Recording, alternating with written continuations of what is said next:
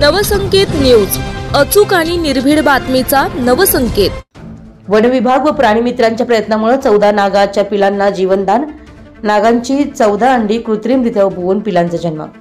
दिनांक 16 मे रोजी करवीर तालुक्यातील खुपेरी गावातील संदीप चौगुले हे त्यांच्या शेताची मशागत करताना शेताच्या बांधामध्ये नाग आढळून आला। त्यांनी तात्काळ सर्पमित्र श्वेता सुतार, विनायक पाटील, एकनाथ चौगुले, शोएब बोबडे यांच्याशी संपर्क साधला।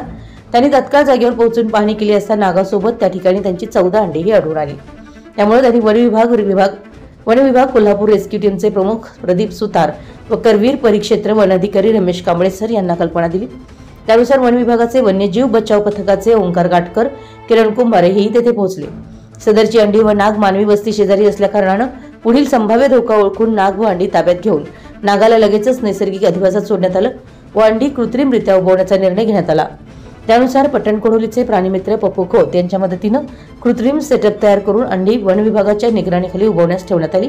24 दिवसांच्या कालावधीनंतर सगळ्या अंड्यातून 14 सुदृढ अशा पिलांचा जन्म झाला। हे सर्व बचाव कार्य कोल्हापूर वन विभागाचे उपवनसंरक्षक जी गुरुप्रसाद, सहाय्यक वनसंरक्षक श्री कमलेश पाटील, वन परिक्षेत्राधिकारी करवीर श्री रमेश कांबळे यांच्या मार्गदर्शनाखाली पार पडले।